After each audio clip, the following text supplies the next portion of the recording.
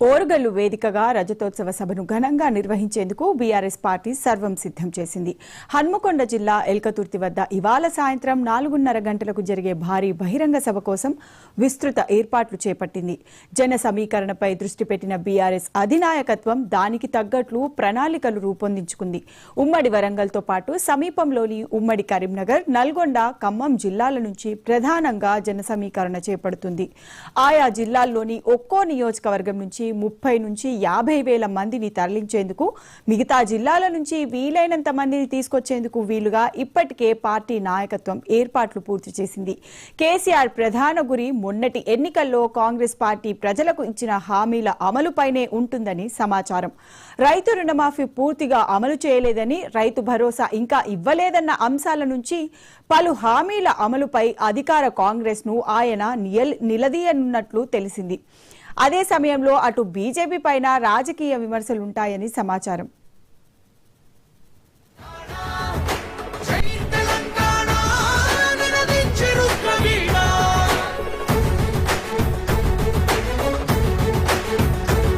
చరిత్ర కడుపున పుట్టింది ఉద్యమాగ్ని శిశువు, అది తెలంగాణ తలరాతను మార్చిన నవవసంత ఋతువు. వివక్ష దోపిడి విలయంలో విలవిలలాడిన వేదన, అస్తిత్వంకై ఆరాటపడిన ఆత్మ గౌరవ భావన. పిడికిలెక్కిన కేసీఆర్ గొంతులో ప్రళయ గర్జన.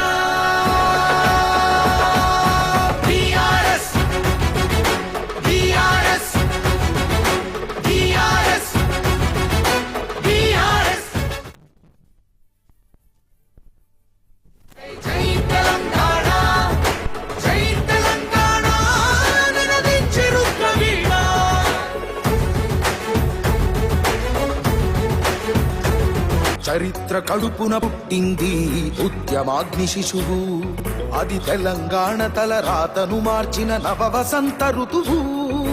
వివక్ష దోపిడి విలయంలో విలవిలలాడిన వేదన. 10 ఏళ్ల పాలన తర్వాత బీఆర్ఎస్ గా రూపాంతరం చెందిన టీఆర్ఎస్ 2023 నవంబర్లో జరిగిన అసెంబ్లీ ఎన్నికల్లో ఓటమి పాలైంది. ఆ ఓటమి నుంచి తేరుకోకముందే 2024 మే 13న జరిగిన పార్లమెంట్ ఎన్నికల్లో ఒక్క సీటును కూడా గెలుచుకోలేకపోయింది. దీంతో టీఆర్ఎస్ క్యాడర్ తీవ్ర నిరాశకు గురైంది. ఆ తర్వాత వరంగల్, నల్గొండ, ఖమ్మం పట్టభద్రుల ఎమ్మెల్సీ స్థానానికి జరిగిన ఉప ఎన్నికల్లోనూ బీఆర్ఎస్ ఓటమిని ఎదుర్కోవాల్సి వచ్చింది. గత మార్చిలో జరిగిన పలు ఎమ్మెల్సీ స్థానాల ఎన్నికలకు బీఆర్ఎస్ దూరంగా ఉండటం గులాబీ శ్రేణులను మరింత నైరస్యంలోకి నెట్టింది. మరోవైపు అసెంబ్లీ ఎన్నికల తర్వాత నుంచి బీఆర్ఎస్ అధినేత కేసీఆర్ పెద్దగా బయటకు వచ్చింది లేదు.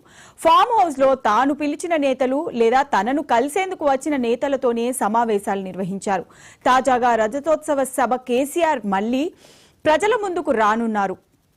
గులాబీ శ్రేణుల్లో జోష్ నింపి తెలంగాణలో పార్టీకి పూర్వ వైభవం తీసుకొచ్చేందుకు ఈ సభ దోహదపడుతుందని ఆ పార్టీ నాయకత్వం భావిస్తుంది. మొత్తం 154 ఎకరాల్లో ప్రధాన సభా ప్రాంగణాన్ని ముస్తాబు చేస్తున్నారు.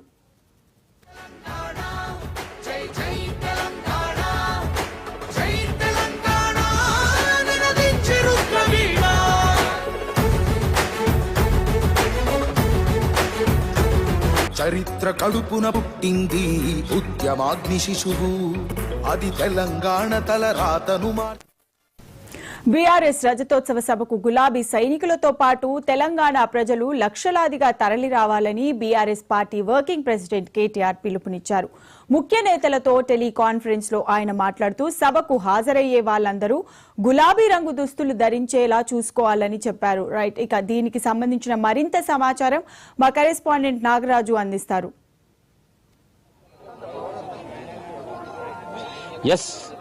ఎస్ భవిత, ఇప్పుడు మెదక్ వరంగల్ జిల్లా ఎల్కదుర్తి మొత్తం గులాబీమయంగా మారిందని చెప్పాలి. ఇక రాష్ట్ర నలుమూలల నుండి భారీ ఎత్తున ప్రజలు సమీకరించి ఇటు స్థానిక నియోజకవర్గ నాయకులు భారీగా సమీకరించి ఇక్కడికి ఇంకా కొద్దిసేపట్లో ప్రారంభమయ్యే సభకు రానున్నారు. ఇప్పటికే ఇక్కడ బీఆర్ఎస్ శ్రేణులు కావచ్చు అన్ని ఏర్పాట్లు పూర్తి చేశారు. అంటే ప్రజలకు ఎటువంటి ఇబ్బందులు కలగకుండా ఇటు మొత్తం మీద అన్ని సకల సౌకర్యాల ఏర్పాట్లు పూర్తి చేశారు. అంటే ఈ ఎండలు ఇప్పుడు కూడా మనం ఈ ప్రకృతి కూడా సహకరిస్తున్నట్టు నిన్న మొన్న ఎండ ఉంది, ఈ రోజు కూడా ఎండ తక్కువ ఉన్నట్టు తెలుస్తుంది. దీంతో మాత్రం ఇటు సైకిళ్ల మీద కావచ్చు, పాదయాత్ర కావచ్చు, ఎడ్ల బండ మీద కావచ్చు భారీ ఎత్తున మాత్రం జన సమీకరణ మాత్రం చేయనున్నారు. సుమారు 10 నుంచి 15 లక్షల మధ్య కూడా జనాలు రానున్నారు. ఇప్పటికే ఇటు 12 సువిశాలమైన ఎకరానికి దీనికి కేటాయింపు కూడా ఏర్పాటు చేయడంలో సుమారు 500 మంది నుంచి 1000 మంది కూర్చున్నట్టుగా ఒక బాహుబలి సెట్ గా నిర్మించారు. ఇక్కడ కొందరు దగ్గరుండి వరంగల్ సంబంధించిన నేతలు దగ్గరుండి పర్యవేక్షిస్తున్నారు. అంటే ఓవరాల్ గా మొత్తం గులాబీ దండగా మారిందని చెప్పొచ్చు. వరంగల్ నుంచి అంటే రోడ్లపైన భారీ కటౌట్లు, పెద్ద పెద్ద ఎల్ఈడి స్క్రీన్లు, 25 ఎల్ఈడి స్క్రీన్లు నైట్ పబ్లిక్ కి అంటే దూరం ఉన్న కానీ కనబడకుండా ఎల్ఈడి స్క్రీన్లు కూడా ఏర్పాటు చేస్తారు. గత 3 రోజుల నుంచి పాదయాత్ర చేస్తూనే ఉన్నారు, ఇంకా చేస్తూనే ఉన్నారు. టయగ్గా ఇటు కేసీఆర్ సాయంత్రం 5 గంటల నుంచి తన నివాసమైన ఎర్రవల్లి నుంచి బయలుదేరనున్నారు. ఇక్కడికే వచ్చేసరికి 6-7 నుంచి చూసుకోవచ్చు. ఓవరాల్ గా ఇప్పుడు చూడొచ్చు, మొత్తం సువీకరమైన విజువల్స్ లో చూడొచ్చు. ఇప్పటికీ అన్ని సెటప్ చేశారు. ఇటు పెద్ద పెద్ద కటౌట్లు కావచ్చు, భారీ కటౌట్లు, ఇటు కేసీఆర్ కేటీఆర్ భారీ కటౌట్లు తోటి చేస్తారు. మొత్తం మీద ఇది 158 ఎకరాల సభా ప్రాంగణంలో సుమారు 1000 ఎకరాలకు పైగా 5 పార్కింగ్ స్థలాలు, 500 మంది వేదిక కూర్చునేలా బాహుబలి వేదిక, అంటే విద్యుత్ అంతరాయం లేకుండా 200 భారీ జనరేట్లు, ఎండ తీవ్రతలో నేపథ్యంలో కూడా 10 లక్షల మజ్జిగ ప్యాకెట్లు, 10 లక్షల వాటర్ బాటిల్స్ కూడా సిద్ధం చేశారు. ఇప్పటికే ఆటో ర్యాలీలు, ఎడ్ల బండిలో కావచ్చు, పాదయాత్ర కావచ్చు, వాళ్ళు ఇంకా నడుస్తూనే ఉన్నారు.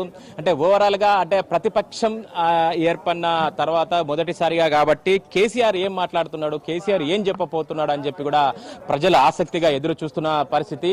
అంటే కేవలం కాంగ్రెస్ ప్రభుత్వాన్ని ఎండగట్టే విధంగా ఈ సభ ద్వారా కూడా అంటే ప్రజల్లోకి వెళ్లి మళ్ళా పునర్వైభవం చేసే కృషిగా మాత్రం ఇటు బీఆర్ఎస్ శ్రేణులు కేసీఆర్ చేస్తున్నట్టు తెలుస్తుంది. ఇక ఇప్పటికే గత వారం 10 రోజుల నుంచి ఇక్కడ పెద్ద ఎత్తున ఏర్పాట్లు పూర్తి చేశారు. ఇంకా కొద్ది క్షణాల్లో మాత్రం ఇది ఏర్పాటు కానుంది. ఇప్పటికే మాత్రం ఆసక్తిగా ఎదురు చూస్తున్నారు. అంటే ఏం మాట్లాడతాడు కేసీఆర్, ఏం చెప్పబోతుండని ప్రజలు మాత్రం ఆసక్తిగా చూస్తున్నారు. ఇప్పటికే స్థానిక కార్యకర్తలు, స్థానిక ప్రజా ప్రతినిధులు, మాజీ సర్పంచులు కూడా వచ్చి ఇప్పటికే ప్రొద్దున్నే వచ్చి ఇక్కడ సేద తిన్న పరిస్థితి. అంటే ఇక్కడ పండు ముసలి వాళ్ళు కూడా, చిన్నపిల్లల నుంచి పండు ముసలి వాళ్ళు కూడా ఇక్కడికి ఈ సభకు ఇప్పటికే వచ్చి కూర్చున్న పరిస్థితి. అంటే ఓవరాల్ గా ఎల్ఈడి స్క్రీన్లు కావచ్చు, పెద్ద పెద్ద లైట్లు కావచ్చు, ఓవరాల్ గా మాత్రం అన్ని ఏర్పాట్లు పూర్తి చేశారు. ప్రజల ఎండల నేపథ్యంలో కూడా ప్రజలకు ఎటువంటి ఇబ్బంది కలగకుండా మజ్జిగ ప్యాకెట్లే కావచ్చు, వాటర్ ప్యాకెట్లే కావచ్చు, అంటే అన్నమే కావచ్చు, ఎవరికి మాత్రం వెలుగకుండా ఓవరాల్ గా మొత్తం మీద సర్వంగా సుందరంగా ముస్తాబైందనే చెప్పొచ్చు. ఓవరాల్ గా అంటే 5 గంటలకు మాత్రం అంటే కేవలం సాయంత్రం పూట మాత్రమే 5, 6, 7 మధ్యలో కూడా ప్రారంభమైనట్టుగా ఇప్పటికీ అన్ని ఏర్పాట్లు మాత్రం పూర్తి అయ్యాయని చెప్పొచ్చు.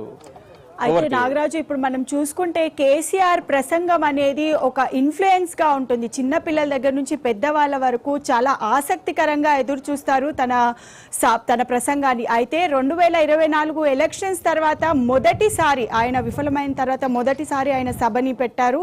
అండ్ ఈ సభలో ఆయన ప్రసంగించబోతున్నారు. సో దీనిపై ఎలాంటి ఆసక్తి రేగొత్తుతోంది?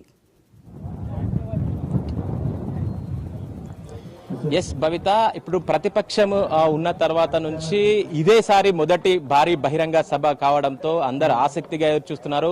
ముఖ్యంగా కాంగ్రెస్ వైఫల్యాన్ని ఎండగట్టడంతో పాటు ప్రజలకు అవేర్నెస్, అంటే గత ప్రభుత్వము ఈ ప్రభుత్వం చేసిన తేడాలేంటి అని మొత్తం వివరించనున్నారు. ఇకపోతే గత సంవత్సరంలో ఉన్న ప్రజా సంక్షేమ పథకాలు కావచ్చు, ఇప్పుడు అవలంబిస్తున్న సంక్షేమ పథకాలే కావచ్చు, రైతు బంధు కావచ్చు, గతంలో వెళ్ళిన అన్ని ఎన్నిత పథకాలు ఉన్నాయో అవన్నీ అవలంబకుండా ఇప్పుడు మొత్తం కాంగ్రెస్ అవలంబిస్తున్న ధోరణి ఎండగట్టే ప్రయత్నం చేస్తున్నారు. అన్ని హామీలు అంటే గతంలో కూడా ప్రజాక్షేత్రంలో తిరిగి కాంగ్రెస్ వాళ్ళు హామీలు ఇచ్చింది, ఒకటి అమలు కాలేదు. అంతా కేవలం ప్రజల మభ్యపెట్టి కాంగ్రెస్ ప్రభుత్వం వచ్చింది.